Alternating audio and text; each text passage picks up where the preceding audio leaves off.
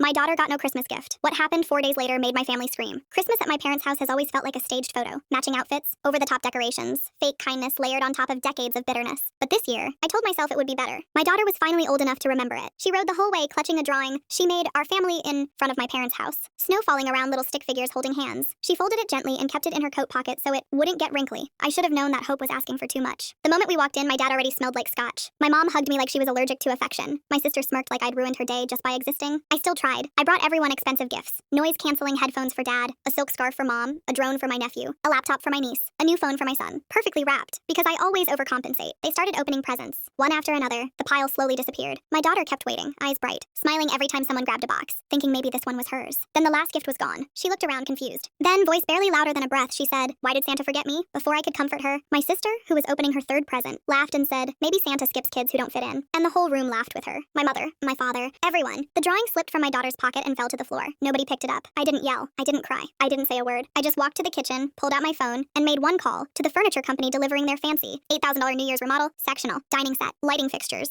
"Hi, I need to cancel the order. Full cancellation. Yes, under the name Michelle, my credit card, my money, gone from their lives." 4 days later, my mother called shrieking, not about the missing furniture, but about what had been delivered instead. A rusty folding chair, a cheap plastic table, and an envelope sealed in gold. Inside, one sentence. "You're officially cut off. Find someone else's wallet." I blocked her mid-scream, blocked my dad, blocked my sister, then took my kids for ice cream even though it was freezing. My daughter won a penguin plush from the claw machine and told me it was the best day ever. That night, I cried quietly behind my bedroom door. I thought that was the end. 10 days later, there was pounding at my door. My parents, my sister, and their neighbor Jerry, the one who always smells like cigarettes and makes comments about divorced women. My mom shoved a gift at my daughter, a used coloring book with half the pages already scribbled on. My daughter looked up at me like she was trying to understand how this could be real. I told them all to leave. Jerry lingered in the doorway and muttered, "You'll change your mind." I shut the door in his face so hard the frame rattled. The next day, my uncle, my dad's older brother and the only sane one in that family, called. "Come to dinner tonight. I'll handle the rest." When we arrived, the whole extended family was there. After dessert, my uncle dimmed the lights and turned on a projector. First clip, my porch security camera, the day my parents showed up with Jerry. Everything recorded. Then Christmas morning footage from inside the living room. My daughter asking why Santa forgot her. My sister's comment, the laughter. My daughter's crushed face. Silence. Nobody moved. My uncle finally spoke. "Michelle has been carrying this family for years, and you repay her by humiliating her child? Starting today, she doesn't owe you anything. If you want a relationship, you earn it." My mother stormed out. My dad followed, but I stayed. Let my daughter finish her pie. And for the first time in years, I felt taller. Weeks later, a letter arrived from my dad. I watched that video 100 times. I didn't recognize the man I've become. I won't ask forgiveness. But I'll ask you to keep your daughter safe from us until we prove we deserve to be in her life. Their attempt at a visitation case vanished the next day. That summer, I took my kids to a lakeside cabin. No Wi-Fi, no noise, just us. One evening, my daughter was drawing with sidewalk chalk and said, "Mommy, I don't think Santa forgot me. I think he was just waiting." And she was right. He was waiting for me to finally put us first.